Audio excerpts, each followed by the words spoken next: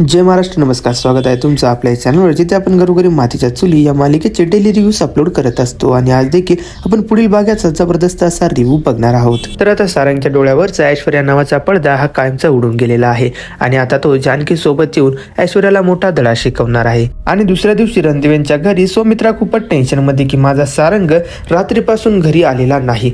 ती ऐश्वर्याजवळ जाते व तिला विचारते, काय ग सारंग आला का? यावर ऐश्वर्या म्हणते, तुम्ही असे का रिएक्ट करताय की सारंग कधी वापस येणारच नाही. याच्यावर सौमित्रा जोरात ऐश्वर्या असं रागात बोलते व तेवढ्यात तिथे पोलीस येतात व ऋषिकेशला म्हणतात, मिस्टर रणदिवे हा गाडी नंबर बघा, हा रणदिवेंच्याच नावावर रजिस्टर आहे. यावर ऋषिकेश म्हणतो, हो ही गाडी माझा धाकटा भाऊ चालवतो, ही रणदिवेंचीच गाडी आहे.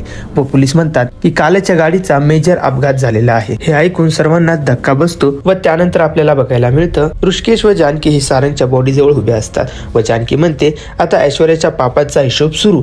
व इकडे फिरून म्हणते, द्या टाळी. व तेवढ्यात सारंग देखील उठतो आणि जानकीला टाळी देतो व तिघेही जण हसायला लागतात. तेवढ्यात ऋषिकेशचं लक्ष जातं की बाहेरून कोणीतरी येते व ऋषिकेश असं करत सारंगला पुन्हा झोपवतो व नाटक करत जानकी आणि ऋषिकेश तिच्या समोर रडत असतात की सारंग भाऊजी, सारंग, अरे सारंग भाऊजी असं रडत असतात. तर प्रेक्षकांनो, आता मालिकेमध्ये नवीनच वळण आपल्याला बघायला मिळत आहे. तर आता ऋषिकेश, जानकी आणि सारंग यांच्या विस्फोटक प्लॅन मध्ये अडकून ऐश्वर्याचा खरा चेहरा सर्वांसमोर येणार का, तिचं खोटं पकडले जाणार काही पाणी खूपच इंटरेस्टिंग असणार आहे. तर बघत राहा घरोघरी मातीच्या चुली आणि अशाच रिव्ह्यूजसाठी आपल्या चॅनलला सबस्क्राईब करा.